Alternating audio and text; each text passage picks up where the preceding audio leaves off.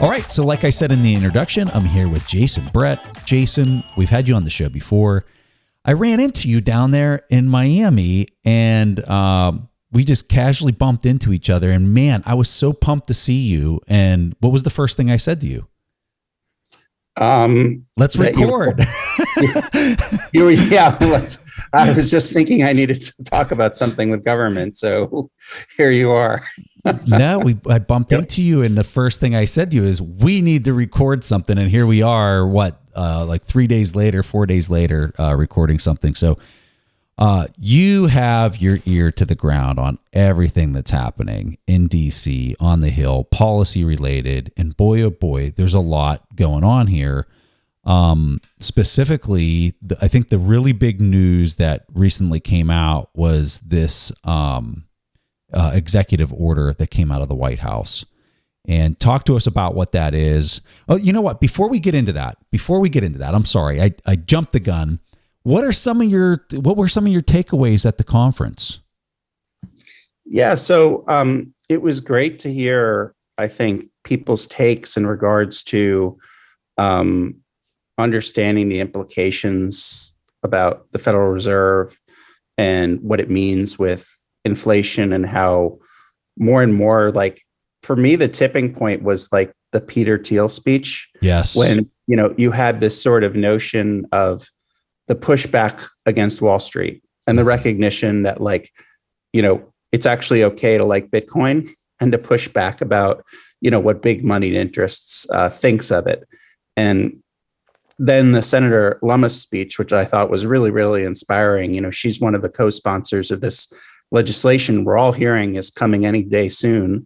That would be the first major bipartisan legislation in the Senate.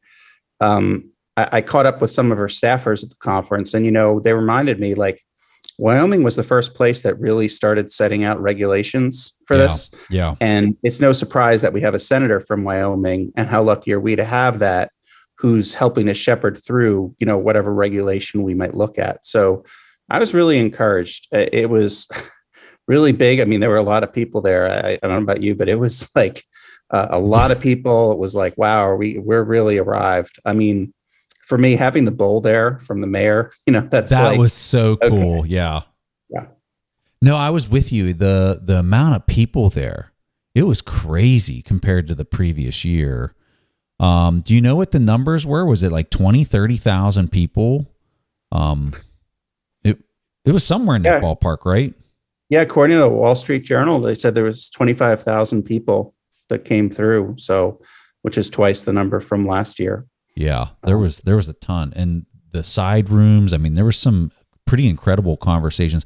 I was amazed at Aaron Rodgers, Serena Williams. I didn't even know they were coming, and I didn't see any type of announcements that they were coming. And I just remember, like, kind of walking through and seeing them on the stage, and there were some others that were just kind of like mind blowing. I was like, wow, this is unbelievable that they're literally coming to these events to talk about how important Bitcoin is and the freedom that it provides to the individual and whatnot. I mean, it was fascinating. So cool. Okay, so back to where we were at when we started. The executive order that came out of the White House. What was the impetus of this? Or, like, what were you hearing was the impetus of this? Yeah, so there was a few things that were leading up to Biden deciding to release some information about the executive order. And I think a lot of it had to do with what really sparked it was back in October, the U.S. met with 30 other countries, and the main topic for the summit was all about ransomware. So if you think about it, ransomware happens for a lot of reasons. And we all know a lot of it is like not strong cybersecurity, and there's lots of elements to what takes place in a ransomware. But I think one thing to maybe acknowledge is it is a new kind of crime, because usually they're extorting Bitcoin. And because Bitcoin is what is extorted from a ransomware situation, the White House felt it was a threat to national security. And what's been a little hard to track is, first, the White House was saying it's all coming from China.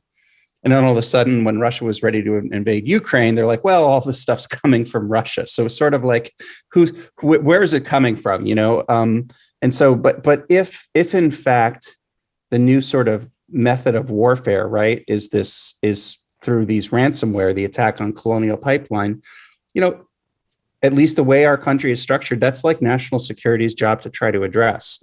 Now, how they address it is a whole different thing. I mean, I know I don't have to tell you, like after 9/11, there can be overreactions and things like that. And I think generally the narrative of somehow that it was like Bitcoin's fault was problematic. So you sort of had then you had this idea of sanctions as soon as the Ukraine-Russia conflict started. And at that point, you'll notice that's very soon after that started is when the White House order was issued. And that because not only do you have the ransomware issues from Russia, but in their mind, I think you now saw the sanctions.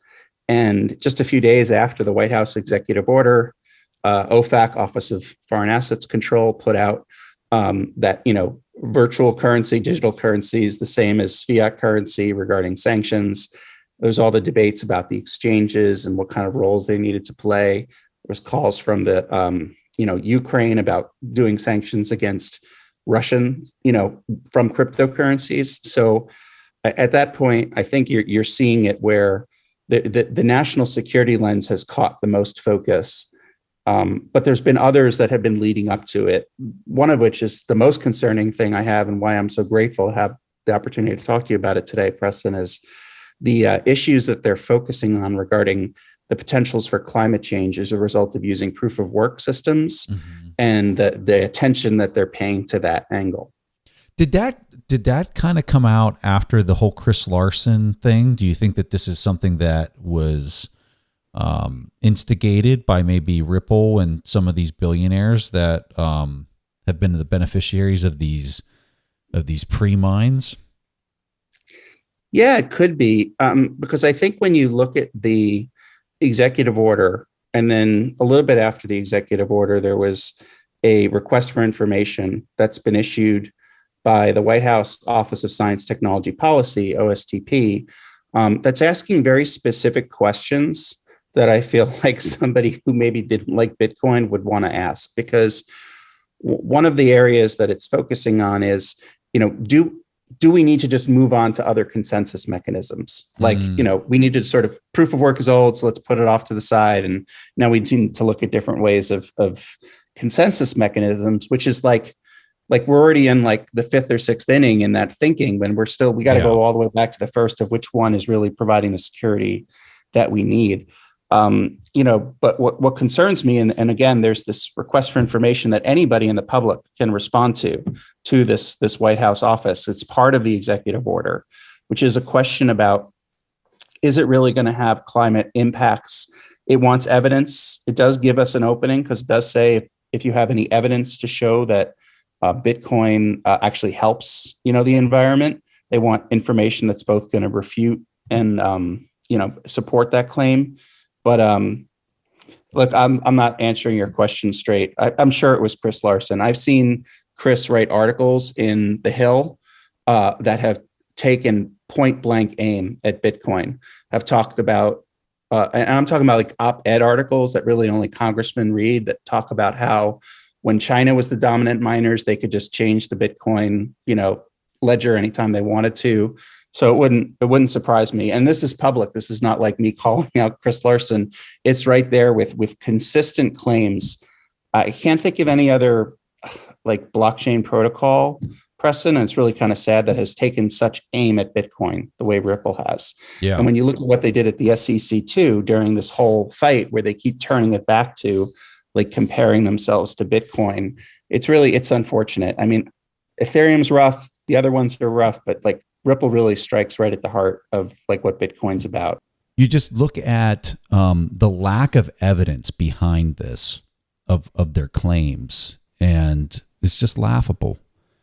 How can you create a money without there being like real work, or a pegged money without there being real work to it? So quite concerning. But back to the policy, right? So this timing of that kind of came out. This was not part of the original executive order, correct? Like this was like 2 days later or a couple days later after the executive order, and I think you said that it came through the Office of Financial Asset Control. Is that right?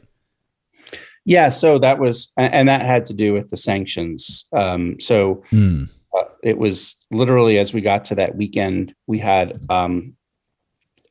both FinCEN that made it very clear about how banks and cryptocurrency firms need to be very aware if they hold a money service business license, need to enforce sanctions against Russia.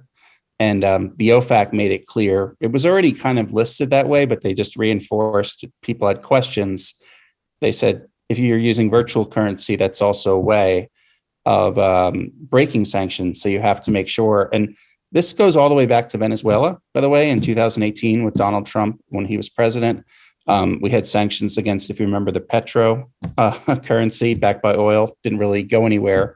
But in principle, because I remember talking about that means like if you had a petro on your, in your hand on your phone, you try to spend that or use that in any way, you're breaking sanctions. So cryptocurrencies really changed the paradigm. Bitcoin's totally changed this paradigm now about how sanctions are enforced. I mean, theoretically, if what they were saying about Venezuela is true, if El Salvador has a fiat currency that's technically Bitcoin, does that mean that if you and I are spending Bitcoin, are we somehow breaking sanctions if we had sanctions against El Salvador? So it really opens up a lot of questions, right? Like, how do you know if you're sending something to somebody in Russia or not with cryptocurrency? It also assumes that people are really actively using cryptocurrency to break sanctions. I don't know that really the evidence is in yet. And that's been one of the things I think that needs to be further examined. But it was very clear that with these offices quickly after the president's order doing these things, it was clear there was some top-down type stuff that had to happen as a result. I'll tell you, Preston, the executive orders usually are not like this. They're not usually studies. I was really worried sometimes the executive order might come out and say, hey, we're just banning Bitcoin mining. Usually it's an order. So like the fact that we're getting this study is good. The question is, what's the next executive order going to look like in 6 months while these studies go on? So that's why everyone needs to pay attention to how all these agencies are reacting and what the direction is, because this could have really a foundation for the way the U.S. treats Bitcoin for the next 10, 15 years. All right, so back to the executive order. So in the executive order, there were three main parts to it. The first one was to develop a central bank digital currency, or a CBDC. The next one was to protect against systematic risk within the global economy. And then the third one was more on the illicit finance or transactions and maybe a national security risk for some of these things. So take us through each one of these. Let's start off with the central bank digital currency.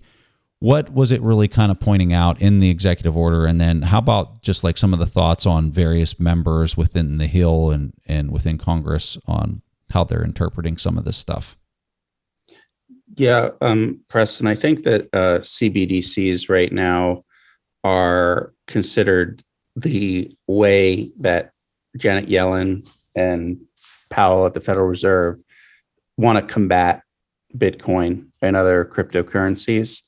Janet Yellen just gave a speech last week that said, we really like parts of this technology, and a lot of people in the Bitcoin space are really positive about what she said. But I think it's sort of like picking and choosing, because I think they want to use like a distributed ledger for like a CBDC, but really it's going to be centralized. The push on this is really from the international perspective. They want to keep the dollar as a way to enforce sanctions and benefit from its status as a global reserve currency. And there is the threat, right, that it could go away, whether through stable coins. That's why stable coins have gotten so much attention, right? Because it's the equivalent of a US dollar. And, the bigger question here is how, as we move to a digital economy that's really been accelerated by COVID-19, and that's why I think all of this is coming to fruition so fast, is what do we have in the digital environment and the digital economy that's growing that can maintain the status of the US dollar? So, it's really going back to the playbook of the fiat currency that we've used in this country to do regime change and so many things, and trying to apply it electronically. when you talk about the Hill, it's interesting, right? Because there's a few different viewpoints on this.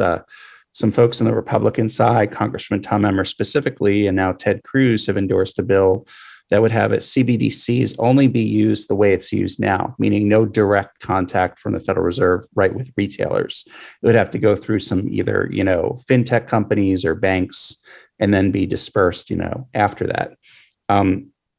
There was another bill that was introduced mainly by progressives that talks about e-cash or electronic currency. It was called the e-cash Act. This one actually is created to specifically not give the Federal Reserve any powers to create some anonymous aspects of cash, but in digital form. And it tasks the US Treasury with doing that. So it's interesting, right? Because the Treasury really is the one that printed notes before we sort of had the Federal Reserve involved. And, that has a lot to do with not wanting to, some of that has to do with, I think, the MMTers, right? The, modern monetary theorists and printing a lot of money and being able to do that in digital form. So it's a little suspect, but it is interesting, right? That to me, both on the Republican side, the Democratic side, the one thing that's really being pulled out is people's fear of the CBDC. And I think the number one fear is like privacy. I mean, I don't know about you, but if I had a CBDCs on my phone, I mean, I already think the government listens to everything I say anyway, but like, they're going to know everything I spend money on. Exactly. I just don't think that, I think people just don't have that. Either they don't care or just people don't have the confidence that the government won't actually be watching what we're doing. So that's the biggest hurdle for a CBDC, I think. I agree with you. I think the privacy on it is extremely concerning.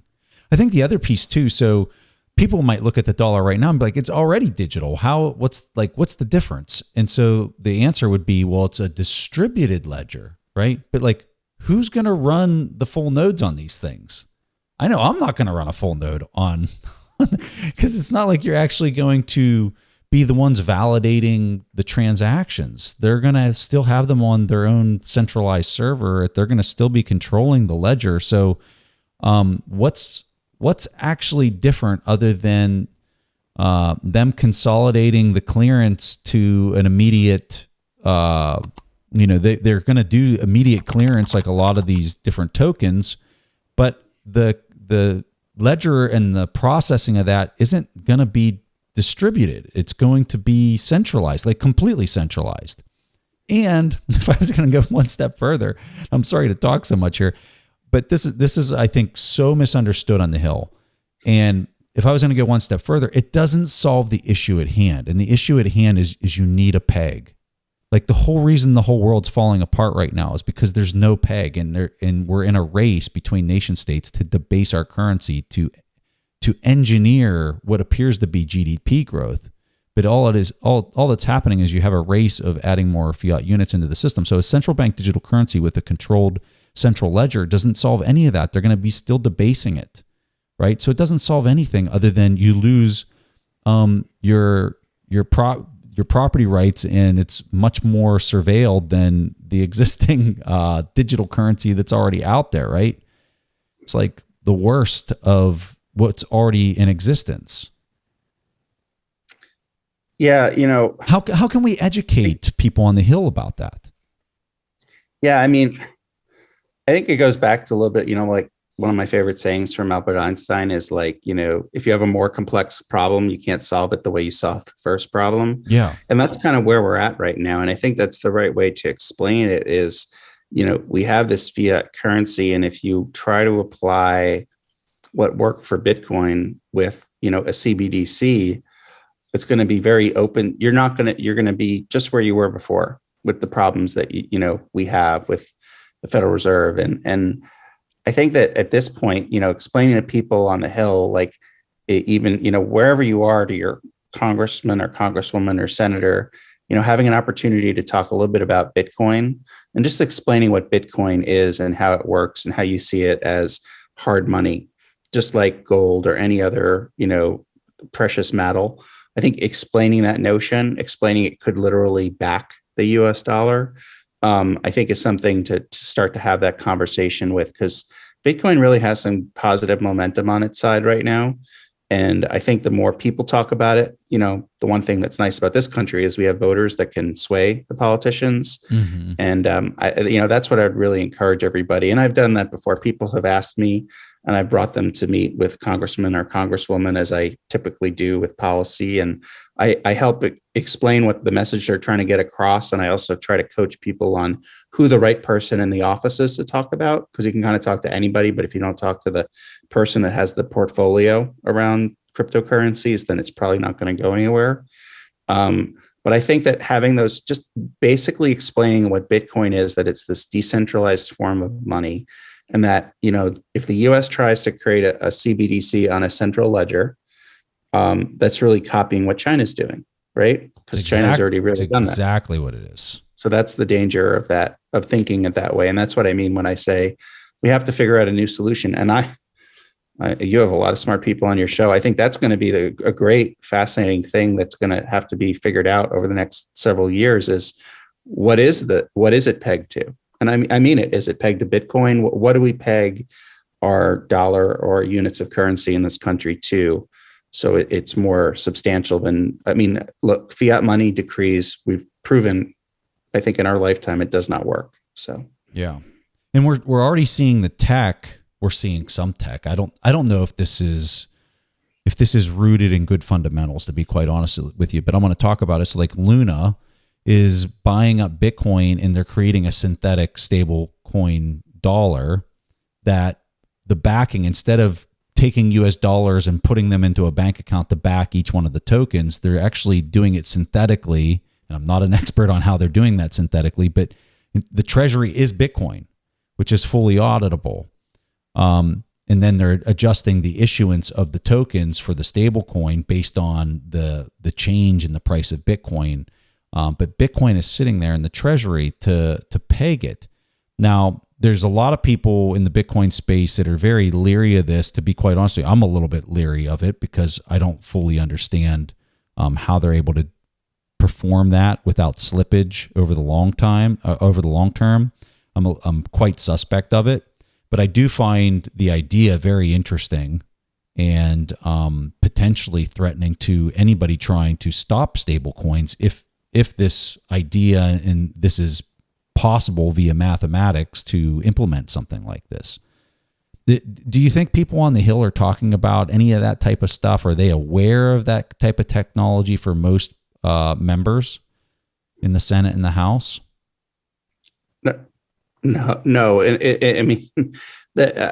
have a hard time differentiating Bitcoin from blockchain still. This is a small subset of 100 different issues that the congressmen and senators face. Now, I will say, with things like there's a recent bill on El Salvador and their use of Bitcoin that sort of forces them to kind of get more knowledgeable about it.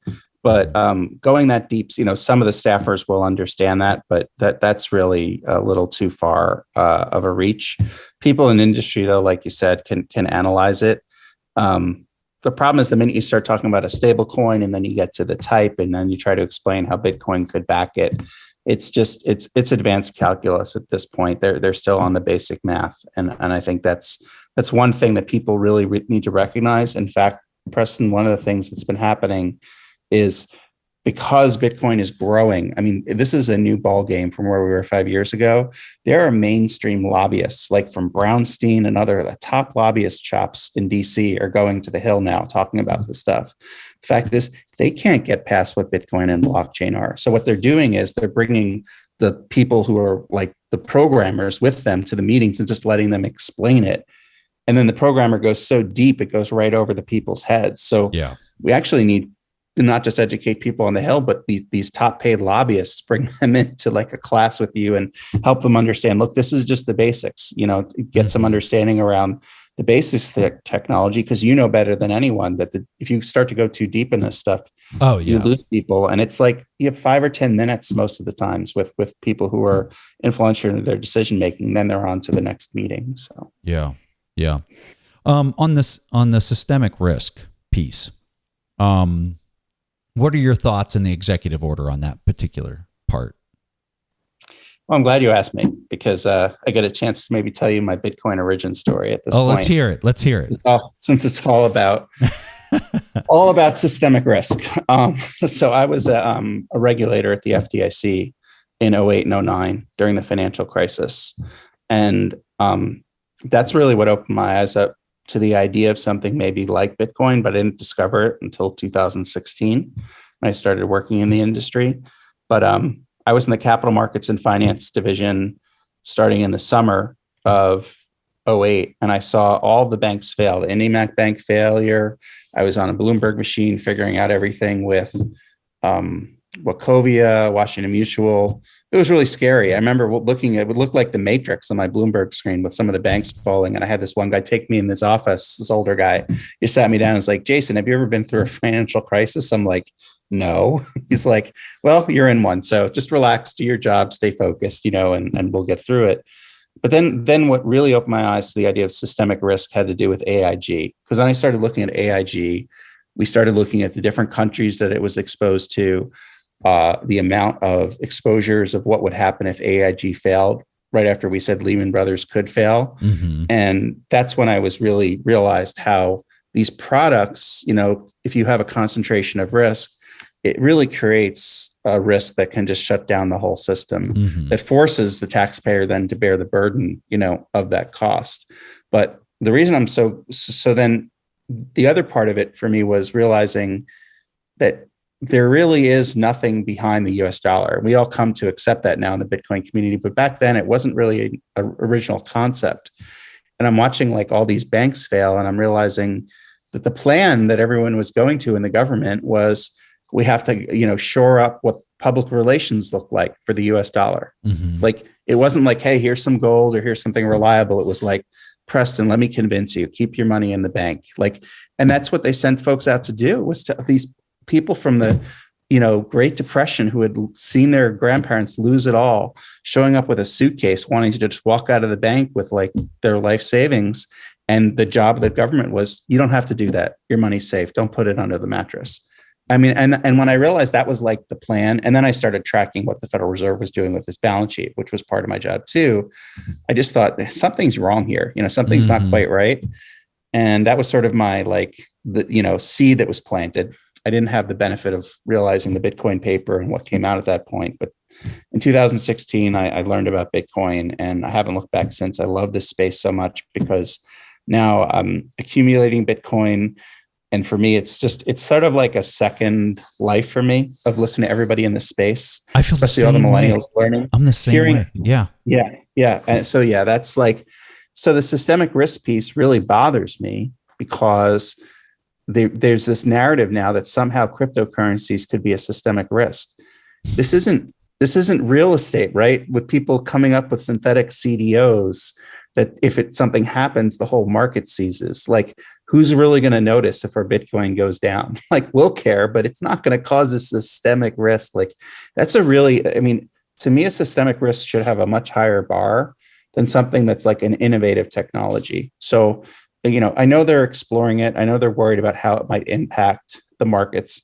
Listen, at some point, with the Luna stablecoin and others, we might see all of this as the new financial markets. So then it's not a matter of what systemic risk there'll be. Systemic risk should really be like renamed, like how we're going to kick out all the incumbent banks and will be the new show. It's not really, it's a risk to their business, but it's not a risk to the system. How about the illicit financial activity and the national security piece that was in the executive order? What do you think was really kind of driving the impetus of this? Yeah, Chainalysis did a report and it showed that the number's gone quite down as far as how much is a percentage of the overall crypto economy is used for this type of illicit activity. And I really struggle with a lot of this myself because I did some reporting where I looked at what the Secret Service was examining because they're out of Department of Homeland Security. And I had numbers from 1% to up to 75% of the market. And the 75% number supposedly came from the FBI because someone gave it in testimony at a House hearing.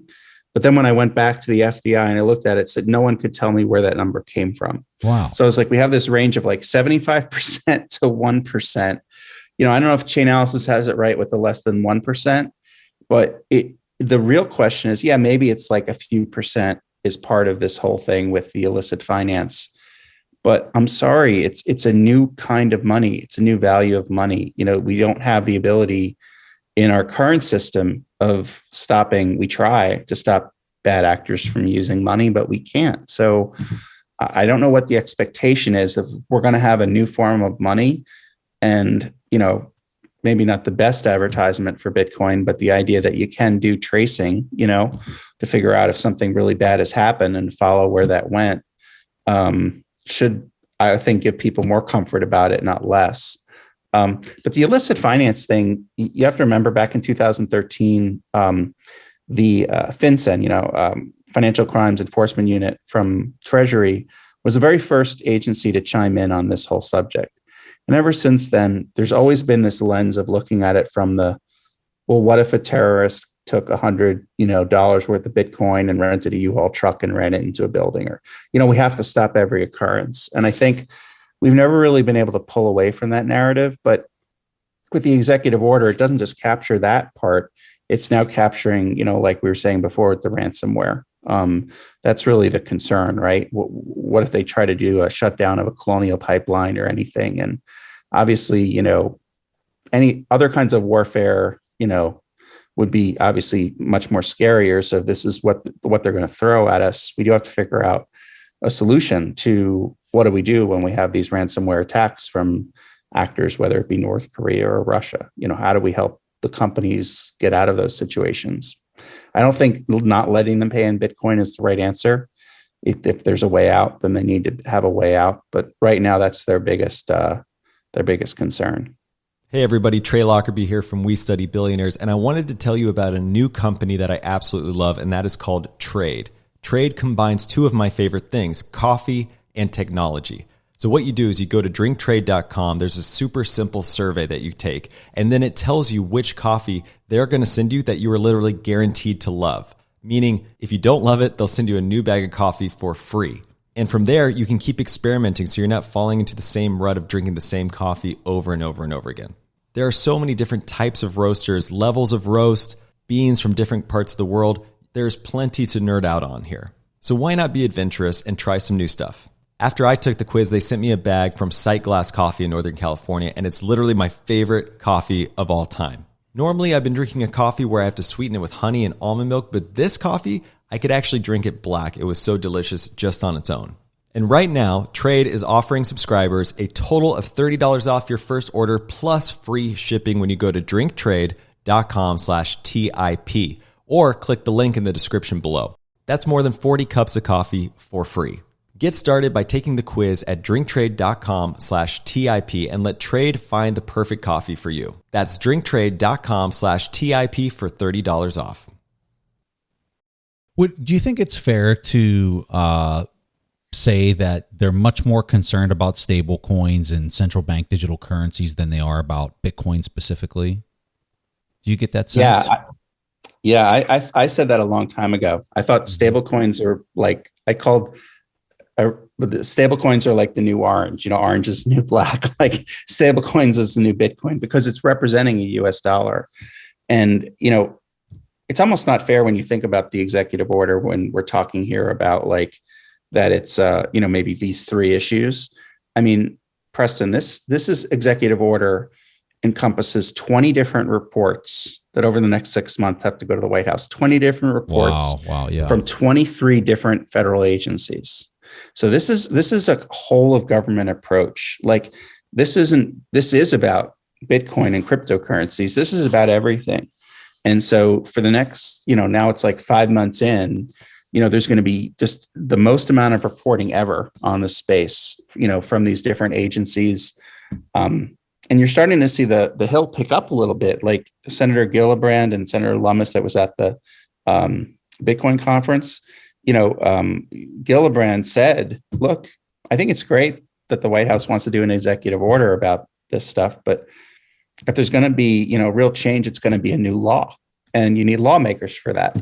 There's a reason the White House does what it does, but then we have legislation. So she and I think Senator Lummis, they're planning to introduce what they've told us really just the name of the bill, which is the Responsible Financial Innovation Act. And then you had another senator, Senator Toomey, that just introduced last week a bill about stablecoins and how it might have to go through OCC licensure, bank licensure.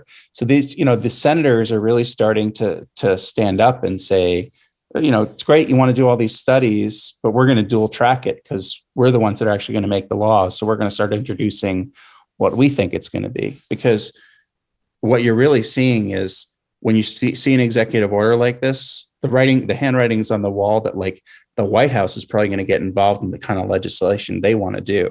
I mean, one of the biggest lobbyists on Capitol Hill is in fact the White House. So by the end of this year, we could see Biden administration saying, this is what we want to see. And so that's why you have all these senators laying down bills, because it's going to be a big, conversation, big discussion to figure out what it might look like. The prediction, to your point about stablecoins, the prediction on the Hill is the most likely first bill will be about stablecoins because of the concerns that they have in regulating stablecoins.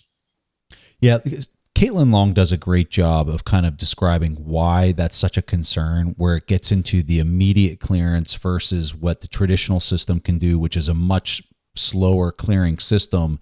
And when you're looking at how banks manage their balance sheet, with the assets and the liability mix that they've got to have for certain types of securities that they're holding, real estate that they're holding, and now dealing with digital assets that are clearing immediately, it throws off the ability for them to kind of manage some of those ratios and manage them in a way that is in keeping with a lot of their requirements. So it seems like that's kind of more the driving factor of why this, and obviously just the pace at which this shadow banking and these tokens that represent US dollars is taking off, I think is scaring the heck out of a whole lot of people, because are we talking hundreds of billions at this point in stable coins? I think we are. But the one question I had for you when you were talking about that, as far as like Senators Gillibrand and Lumis with their announcement that they're getting ready to make with their proposal, how long is this going to take? So they're going to make that proposal. How long before you'd have the House and the Senate start voting on this stuff? I mean, votes can happen very fast, under certain circumstances, but I mean, you're probably looking more at like a next 6-month type of time frame, because so it could get voted on before the executive order even is, the studies coming out of the executive order are even completed, or it could be, but that would be unlikely. I think it might be in tandem with, because the leading Democrats in the House and the Senate aren't really going to want to push forward with legislation if they're getting signals from the White House to hold off. Because remember, right now, we kind of have the tri-control. We still have the Democrat House, Senate, and President's all Democrat. So until they're sure they're kind of going to get what they want, they're also not want to like do something against the Biden administration. Mm-hmm. So I think, you'll like, what I think you'll see is you'll see these introductions. You'll see that they're going to really push to get the bill passed, but it might be a 2-year, 3-year thing. Sometimes this is how long it takes. The important thing about the Gillibrand Lumis bill is that's like, when you have a negotiation, that's like they're laying out all their cards. And I hear it's a massive bill. So, it's sort of like, this is what we think we want. It's bipartisan. And then it's like everyone moving toward that. You ultimately need like, Mitch McConnell kind of say, okay, let's go through with this with Schumer. And then you need Pelosi to kind of give the green light on it also for it really to reach that point where they're going to get a vote.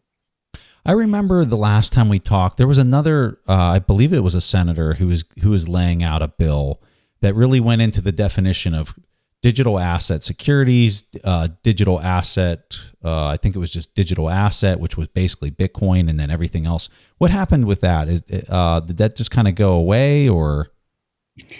Yeah, that's Representative Don Beyer. That's right. And that's who it was. He introduced that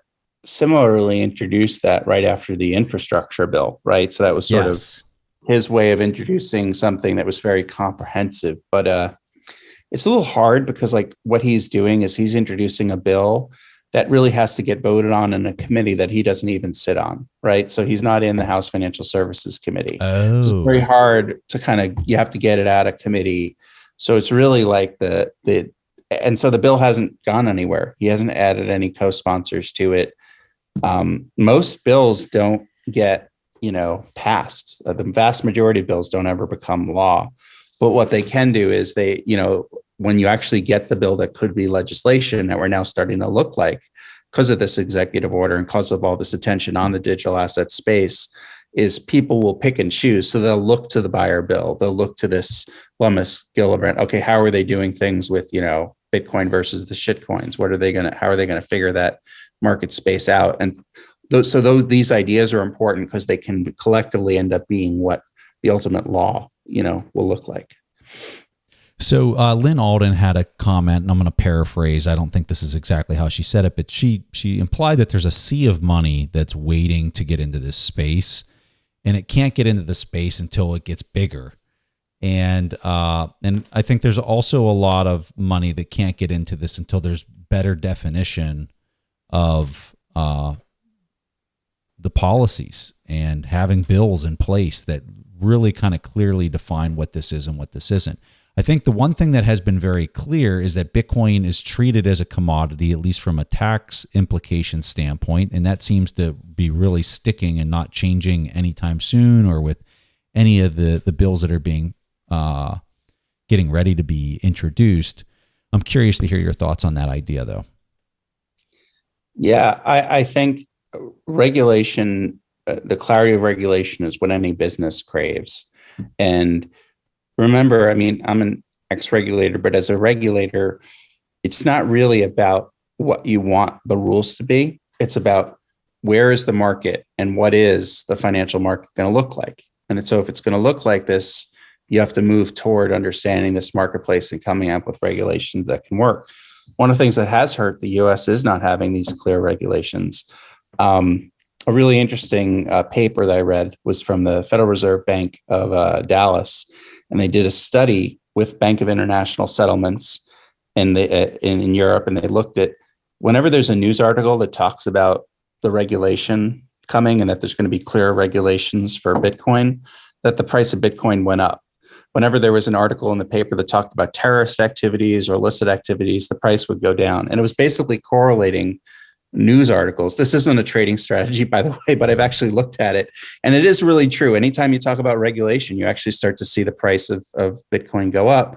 But anytime you start to see big news about, a terrorist threat or ransomware, it starts to come down. And I think that goes to Lynn Alden's point, is that there's money on the sidelines, but they're not going to fully commit to it. And they feel like they have the regulatory clarity that they need. And I think that's really, it is, Bitcoin is definitely a commodity. It's been decided by the courts. The CFTC holds that. The SEC is not interested in Bitcoin anymore. That ship has sailed. If you look at what Gary Gensler... Really? Yeah. I think if you look at what SEC Chair Gary Gensler said in the very beginning was, he said, I'm trying to remember what it was exactly, but basically paraphrase that Satoshi's invention is real. And I think we have to remember what that means. In other words, he's saying the fact that it created this distributed ledger system, the fact that it has this money that's used on it, right, through cryptographic proof is a real invention. And that's the end of it. It's a real invention. It's not something that's a security. It's decentralized. He made a joke during this asking if anyone was Satoshi Nakamoto to stand up. I don't know about that, but in a sense, it's given to me. And Brian Brooks, the former OCC comptroller, who's now the CEO of Bitfury, followed up in a hearing, soon after that. And what he said was, when someone asked him, like, what is all this cryptocurrency stuff about? And he said, look, there's Bitcoin and then there's everything else. Bitcoin is an asset. A lot of people who believe in Bitcoin think it's a really good hedge against inflation, but it's an asset class in and of itself.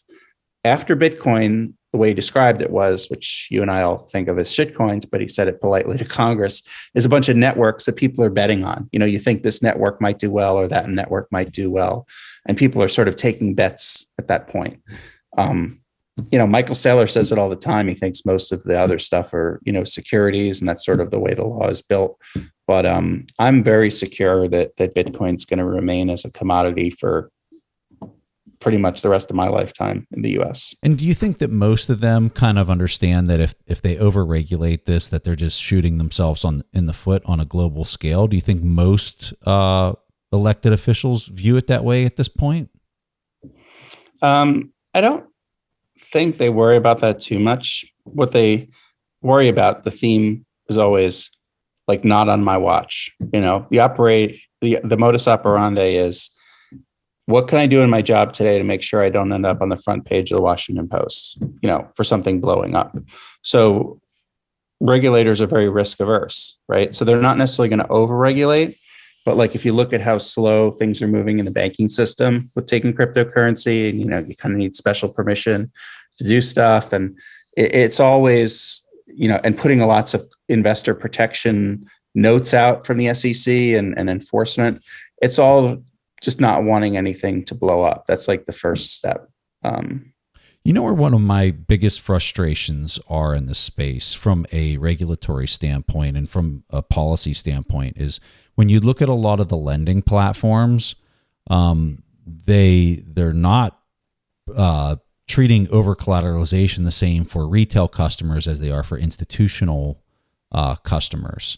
And so they'll have a person with one Bitcoin that can then go out and borrow against that's over collateralized in a market that is mark to market instantaneously. And if the price goes down, they're immediately liquidated in that loan. And there's no risk, right? There's no risk because it's traded 24/7 and it's over collateralized. But you have these institutions who have massive balance sheets that have a whole lot of exposure to traditional markets that are also mark to market, and they're under collateralized. And to me, it's just like this total recipe for disaster for retail that this is allowed. That in this space in particular, that's a 24/7 market that's trading over the weekend. And you have these institutions that have all these other assets on their books, on their balance sheets that are not 24/7 traded 24/7. I think it's a disaster waiting to happen. I'm just shocked that nobody's talking about that, and they're talking about all these other things. And it's almost like they don't understand that that's happening, or they don't care that it's happening because it's such a small amount of the space. I'm kind of curious if any of this has ever come up in some of the conversations that you've seen, and whether you even agree with my complaint. Yeah, actually, it's interesting. You should tune into a hearing that's going to come up in mid-May in the Agriculture Committee, because the chairman, Congressman Scott from Georgia, brought this up with what FTX is applying for at the CFTC. Mm-hmm. So FTX US, the bought Ledger X, they're trying to get a real-time clearing, for their 24/7, 365 derivatives, and it'd be directly with customers. I think it'd be like every 30 seconds they check your position and knock it down 10%, and it would be that way for everybody on their platform.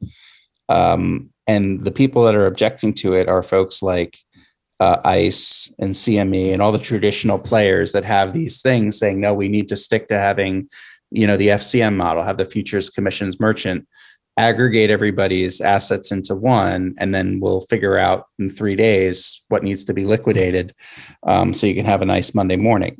So it's like, so what I think is great is that in this case you actually have a regulator that's really very forward looking. It's the chairman, Rostin Behnam of the CFTC, that agreed to look at FTX US's proposal. He's changed it from 30 days to 90 days because it's very rare that you have these changes in the way you do margin requirements. So it'd actually be pretty historic. And if you think about it now, I think it's about 97% of all Bitcoin derivatives are overseas, right? They're all Binance and everything. Yeah. It's a huge market. So not to your point, not only is it these larger players that have this different standard for collateralization, but to bring some of that to the U.S. shore and have that marketplace, it's going to be so big and it's just only going to get bigger. It's going to be really important, and it's really important to have those hedges available in the marketplace too, because that's what's going to help Bitcoin flourish in the U.S. The irony of what you said with the Ledger X piece is, from what I understand, Ledger X has their collateral requirements for all their options contracts, at least from what I've seen personally, is that everything is posted, right? If you're going to write an options contract, the Bitcoin that you are putting up there actually has to be posted into an escrow. It's fully sitting there, right? So for them to turn that off and try to do the CME model where it's not happening on the weekend, to me is introducing more risk, which is different than what a little bit different than what I was describing earlier with some of these institutions on the lending side being under collateralized. But it just seems like there's so many perverse incentive structures around derivatives in this space altogether that if you're a big giant institution, you just get treated a little bit differently than a small person who's actually probably way less riskier because of the way that they're posting things. And it just seems like somebody needs to take a much closer look at it, because my concern, to be quite honest with you, on the risk here, my concern is actually on a melt up. If Bitcoin starts blowing up and going to the moon, it probably means that traditional markets are blowing up. And if these institutions are under collateralized and they've got all these other counterparty risk type things on their balance sheet in traditional finance, and it's blowing up while Bitcoin's going to the moon, it tells me that their under collateralization is going to be a major risk for anybody that's not long. And that's where I think that, if the market has a downturn and Bitcoin's going down with it, like what we're seeing right now, I'm not nearly as concerned about the risk there. But I think if it starts separating and you get the correlation to separate between the traditional markets and these markets, it's going to be a really bad situation for a lot of people that have things lent out, retail lent, specifically having things lent out. But anyway, sorry, we went in a very different direction there. No. Well, hey, the positive side is Bitcoin would be very large, and maybe a little bit of the Bitcoin could be used to bail out some of these really large institutions. Yeah, just kidding. That's not what this is about, right? It's about managing your risk, being the sovereign individual, understanding that. And look, the whole premise of the 2008 crisis that's got us to where we are today are these large institutions, right, that took on much more risk than they should have, and playing games with other people's money, and it's not okay. So we got to change the system. Yeah. So people say to me, like, oh, the government's going to do this and that and everything else. And one of the responses that I'll often provide to people is I say, there are states currently in the United States, like Wyoming and Texas, that have already gone out and aggressively set up policy and passed law in their states that have enormous protections to Bitcoin and digital assets, that if the federal government would start to overreach on some of the restrictions and set up things, and you're seeing exchanges like Kraken relocate into or locate themselves in states like Wyoming because of these policies that are the state policies that are there. Do you see this becoming a states versus federal government battle? And maybe that kind of forcing the hand for the federal government to take a much more lenient take on the regulation of a lot of this stuff, because if they don't, they're going to find themselves in a battle that they can't win against certain states. And do you see other states pulling the Wyoming and the Texas model as a template into their own states to try to attract as much of this into their local domains? Absolutely. Whoever said, states are laboratories for democracy, is absolutely right. And I mean, thank goodness there's folks like Caitlin Long and others leading the charge, and Jesse Powell at Kraken, because they're making more headway than you realize. And it might be something that seems really, really insignificant, but like with Wyoming, right, they have Kraken Bank now, and we have Caitlin's bank. I think it was Avanti, and now it's Custodial Bank. Kraken just got its first routing number with the Federal Reserve to work on ACH payments. That's a huge tectonic shift because Kraken applied for and got a Federal Reserve membership, right? Like you automatically become a Fed member. But then the Federal Reserve then takes a step back and says, well, we'll let you be a member, but we're not going to let you use our wire. We're not going to let you use our ACH until we decide the risk is clear. It's like, yeah, you can join this country club, but don't swim in the pool and don't eat in the dining room. Just hang out in the front there and smile. So like with that, though, that's really important because that's affecting, a federal regulator, right? The Federal Reserve and how it's going to impact a lot of these companies as we move on to using maybe the ACH and wire systems as part of cryptocurrency more broadly. And that's big. That's when you see a state has created its own type of bank. And now what's even more important is that state's is now being reflected in probably what we're going to see in this federal bill from Lumis because she's from Wyoming. So the states are absolutely critical. And look, I mean, Texas is like the best place on earth, I think, if you're going to be a Bitcoin miner. And the way the governor's embraced it, they're setting up laws that, it really disincentivizes the federal government from coming down too hard. It won't mean that they won't do it, but you're going to have enough states that are finding the benefits of this technology and why they're leaning in. And absolutely, there's states like Kentucky and others that are trying to do much more support where there's big growth in Bitcoin mining. My home state in Pennsylvania, we have Senator Toomey, and there's lots of mining happening across this state. It's really, it's a great moment. And I think that's what is going to help us right now, because it does seem like we're a little too federally focused. And the truth is, like, when we look at something like Bitcoin and Bitcoin mining, you're talking about adding jobs, economies, real impacts to families. And that's what the most important thing is, that the federal government sometimes loses sight of. I mean, we are a state and federal government. So yeah, absolutely. The states are right now really leading the charge. The last question I got for you, you and I had chatted previously about this idea that when are we going to have the CFTC actually step in and defend Bitcoiners against these scam tokens that we know are out there?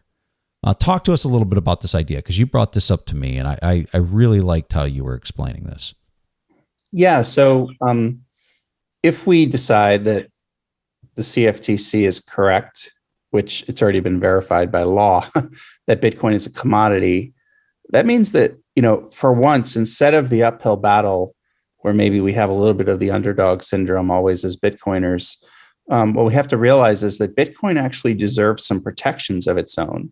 So instead of always just thinking, Bitcoin's going to be banned or Bitcoin's going to be this, the truth is, if Bitcoin's a commodity, the CFTC, regulates the options and future markets around commodities, and also if there's fraud or anything that would relate to specifically affinity marketing. And they speak to that. The CFTC talks about the dangers of if you try to pass one product on to another. And they have a lot of great safety tips on their websites for people, like whether it's emails that you don't know or, things that are really basic, right? But what that should tell you is, in a sense, is that there's a Bitcoin options and futures marketplace right now, right? They don't actually regulate Bitcoin itself. But if there are people who are creating things that pretend to be like Bitcoin, or perhaps say it's Bitcoin and shitcoin kind of together, and they're benefiting from that, and that confuses investors, or if you've lost money as a result, it very well could be considered a fraudulent scheme. And, I know the altcoin community, I'll be polite, thinks that that's not okay to talk about stuff like this, but I'm not talking about it that you're a security or that with the SEC. Do whatever you want. Pretend to be a token, but when you associate it with Bitcoin, that's where Bitcoiners realize the CFTC actually has a role to protect it, just the way they would with cows, right? If I was selling you 100 cows, they were all healthy, there's no problem with that. But if I'm trading futures and options contracts and there's cows, that are sick, or they're, fake cows, whatever we want to call them, that's a problem. That's fraud, and that shouldn't be taken lightly.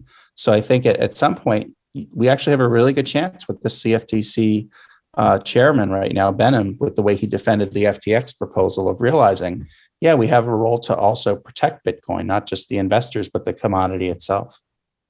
Hey, give people a handoff on, you had mentioned earlier that on the ESG part that they opened it up to the public, that people can go in there and make comments.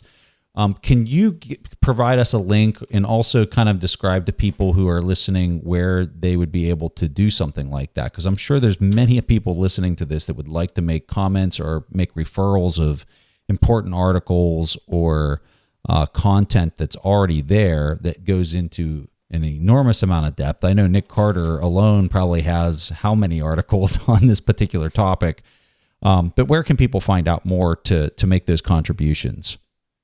Sure. So it's in our Federal Register. So what that means is it's a public notice from the White House, and I can send a link later so everyone can check it out. And it's a White House looking for information about digital assets, the energy implications of digital assets, and how climate change might happen as a result. And anyone can reply by May 9th. It gives you an email of who to reply to at the White House. You can write up to 10 pages with 11 plus size font or larger, with any one or any of a different variety of subjects, including the protocol, meaning, the type of protocol, is it proof of work versus something else, and what your opinion would be on that.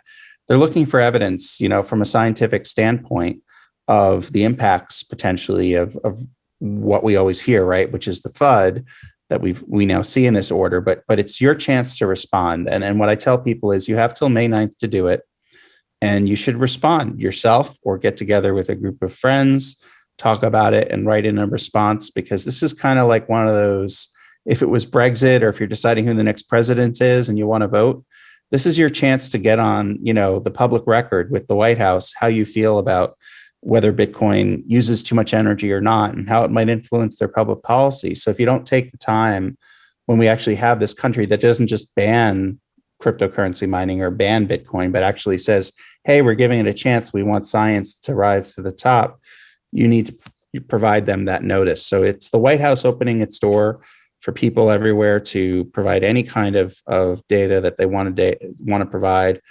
And I think people should take advantage of it. This is your chance to do that. Jason, I know you're active on Twitter and you do Twitter Spaces and things like that. So we'll have a link to that in the show notes. Is there anything else that you'd like to highlight or point people towards? No, I think that's, just continuing to follow the space with what's happening in legislation. And I'll be putting out some information soon. I'm going to release on a website to really try to consolidate all the issues that are happening in Bitcoin, so people just have kind of one place to go. And maybe I'll share that the next time I'm on your show, as I have that more developed, because there's just so much happening, and to keep track of everything is hard. So I'm going to try to make at least one sort of location on the web for people to go to really keep up with regulations and law. I love that. For people that are listening to this, we have a lot of listeners from the future that will probably be up on, that'll be an active website by the time a lot of people are going to listen to this. And so what I would tell you is put the, on your Twitter handle, you have the ability to put a link in your bio. So whenever you do get it up, Jason, put that link in there. And so when people look you up on Twitter, or, somebody listening to this 6 months from now or 3 months from now, go to Jason's bio and just click on that link, and you'll be able to see. I will be a visitor of that, because I find the information that you consolidate and put out on this particular topic to be very interesting. So thank you for your time to do this. We've got to do this, once a quarter, or, twice a year or whatever. But I really find this valuable to just kind of level set and see where everything's moving with respect to policy. So thanks, Jason. Thanks a lot, Preston. Thanks for watching. Make sure to subscribe and hit that notification bell so you don't miss out on the next podcast episode and new investing resources. What are your takeaways and thoughts on this discussion? Let us know in the comments section below.